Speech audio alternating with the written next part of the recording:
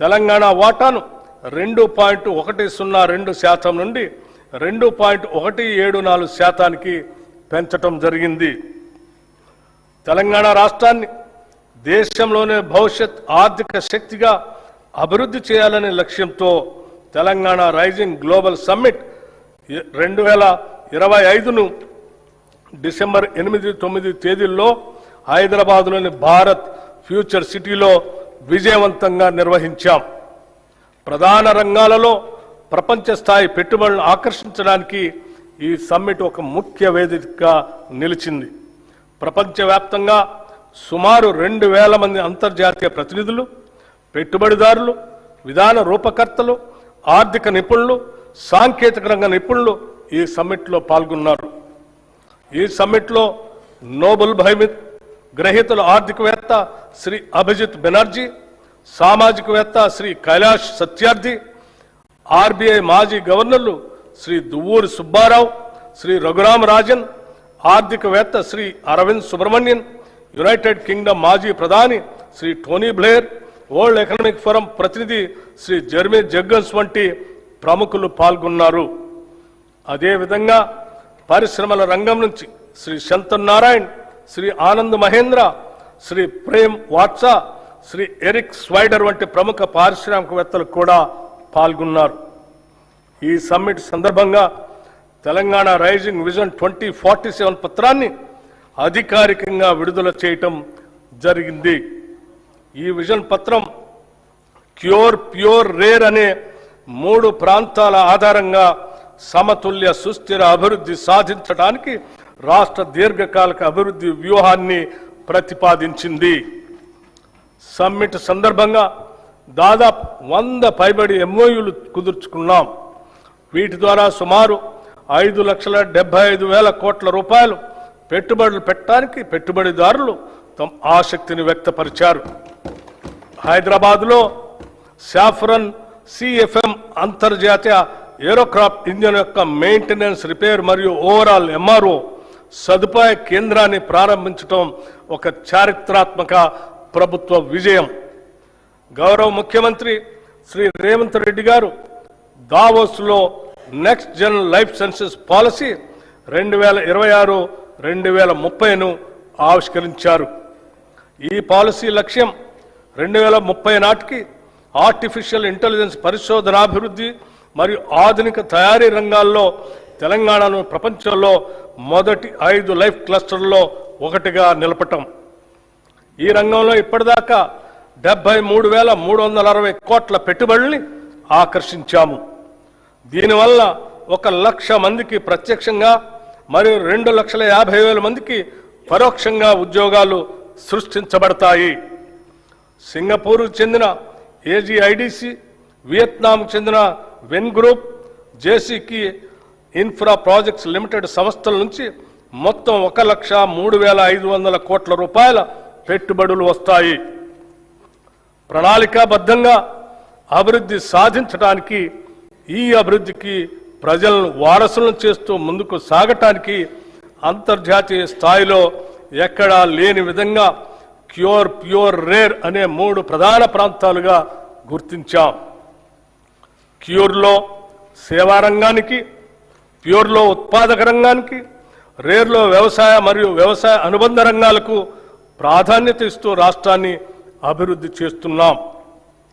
Hyderabad outer ring road ORR లోపల cure ప్రాంతంలో technology, artificial intelligence, global capability సెంటర్లు, పరిశోధన, అభివృద్ధి, స్టార్టప్, ఫైనాన్షియల్ సర్వీసెస్ సంస్థలు మరియు ఇతర సర్వీస్ సెక్టార్లను అధిక విలువైన సేవల కేంద్రంగా అభివృద్ధి చేయాలని నిర్ణయించాం.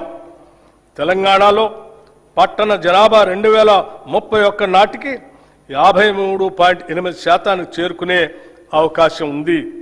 ఈ నేపథ్యంలో క్యూర్ ప్రాంత పరిధిని కాలుష్యరహితంగా నెట్ జీరో మార్చేందుకు కావలసిన అన్ని చర్యలు తీసుకుంటున్నాం.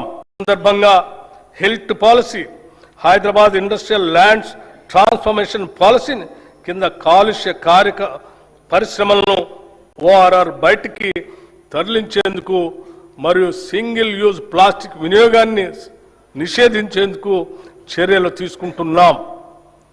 క్యూర్ పరిధిలో ప్రస్తుతం ఉన్న పెట్రోల్, డీజిల్ ఆటోలను రెట్రో ఫిట్టింగ్ ద్వారా ఎలక్ట్రిక్ వాహనాలుగా ప్రభుత్వ ఖర్చుతో మారుస్తాం. Peri urban region economy, outer ring road, regional ring road మధ్య ప్రాంతాన్ని మ్యానుఫ్యాక్చరింగ్ హబ్గా అభివృద్ధి చేయాలని లక్ష్యంగా పెట్టుకున్నాం. ఈ ప్రాంతంలో తయారీ పరిశ్రమలు, ఎంఎస్ఎంఈ క్లస్టర్లు, లాజిస్టిక్ హబ్లు, పారిశ్రామిక పార్కులు ఏర్పడేలా చర్యలు తీసుకుంటాం. దీని ద్వారా ముఖ్యంగా పెద్ద ఎత్తున ఉద్యోగాలు సృష్టించబడతాయి. ఈ ప్రాంతం తెలంగాణ ఆర్థిక వ్యవస్థకు తయారీ కేంద్రంగా, మ్యానుఫ్యాక్చరింగ్ ఇంజన్గా మారనుంది. రీజనల్ రింగ్ రోడ్ అవతల ఉన్న ప్రాంతాలను వ్యవసాయ వాల్యూ యాడెడ్ ఆర్థిక వ్యవస్థగా ఏర్పాటు చేస్తున్నాం. ఇందులో ఆహార ప్రాసెసింగ్ పరిశ్రమలు, విలువ ఆధారిత వ్యవసాయం, పర్యావరణ పర్యాటక రంగంపై ప్రత్యేక దృష్టి సారిస్తున్నాం. దీని ద్వారా గ్రామీణ ప్రాంతాల ఆదాయం పెరిగి సమగ్ర ప్రాంతీయ అభివృద్ధి సాధ్యమవుతుంది. హైదరాబాద్ అభివృద్ధికి ప్రభుత్వం పలు చర్యలు తీసుకుంటుంది. ఔటర్ రింగ్ రోడ్ అవతల, లోపల ఉన్న 20 మున్సిపాలిటీలను, 7 కార్పొరేషన్లను విలీనం చేస్తూ జిహెచ్ఎంసీ ప్రాంతాన్ని పరిపాలనా సౌలభ్యం కోసం ప్రభుత్వం పునర్వ్యవస్థీకరించి నగరంలో సమ్మిళిత మరియు సమాన అభివృద్ధిని సాధించే దిశగా మన ప్రభుత్వం జిహెచ్ఎంసీని కొత్త డివిజన్లు మరియు బ్లాకులతో కూడిన గ్రేటర్ హైదరాబాద్, సైబరాబాద్ మరియు మల్కాజ్గిరి అనే 3 నగరపాలక సంస్థలుగా విభజించింది. అనేక పాలనాపరమైన సంస్కరణలతో పాటు ప్రణాళికాబద్ధమైన అభివృద్ధి కోసం సమర్థులైన అధికారుల్ని నియమించడం జరిగింది. ఈ పునర్వ్యవస్థీకరణ ద్వారా పరిపాలనా వికేంద్రీకరణ, స్థానిక స్థాయిలో జవాబుదారీతనం పెంపు, మౌలిక సదుపాయాల అభివృద్ధి మరియు పౌరులకు వేగవంతమైన సేవలు అందుబాటులోకి రానున్నాయి. ఈ 3 మున్సిపల్ కార్పొరేషన్లతో పాటు హైదరాబాద్ మెట్రోపాలిటన్ వాటర్ సంస్థ, హైడ్రా వంటి సంస్థలన్నింటినీ సమన్వయపరిచే ఒక సంస్థను ఏర్పాటు చేయడానికి తగిన చట్ట సవరణ చేయాలని నిర్ణయించాం. ప్రపంచవ్యాప్తంగా అతివేగంగా అభివృద్ధి చెందుతున్న గ్లోబల్ సిటీల జాబితాలో ఇప్పటిదాకా మన దేశంలో ఢిల్లీ, ముంబై వంటి పట్టణాలు మాత్రమే టాప్ 10 లిస్టులో ఉన్నాయి. ఇప్పుడు హైదరాబాద్ కూడా ఆ జాబితాలో చేరబోతున్నది. పోలీస్ కమిషనరేట్ పునర్వ్యవస్థీకరణ గురించి హైదరాబాద్ మహానగర ప్రాంతంలోని పోలీస్ వ్యవస్థ సామర్థ్యాన్ని బలోపేతం చేయటం కోసం ఈ ప్రాంత పోలీస్ వ్యవస్థ పరిధిని హైదరాబాద్, సైబరాబాద్, మల్కాజ్గిరి, ఫ్యూచర్ సిటీ అనే 4 కమిషనరేట్లుగా పునర్వ్యవస్థీకరించాము. హైదరాబాద్ గొప్ప చారిత్రక నగరంగా ప్రపంచవ్యాప్త గుర్తింపు కలిగి ఉంది. ఆనాటి కుతుబ్ షాహీల నుండి నిజాం పాలకుల వరకు ఆధునిక కాలంలో hitech city, outer ring road, Shamshabad విమానాశ్రయం వంటి అద్భుతాలతో ఈ నగరం నిరంతరం అభివృద్ధి చెందుతూనే ఉంది. నేడు గౌరవ ముఖ్యమంత్రి శ్రీ రేవంత్ రెడ్డి గారి దార్శనిక నాయకత్వంలో తెలంగాణ మరో చారిత్రాత్మక అడుగు వేస్తుంది. అదే 30,000 ఎకరాల్లో ఏర్పాటు చేసిన భారత్ ఫ్యూచర్ సిటీ.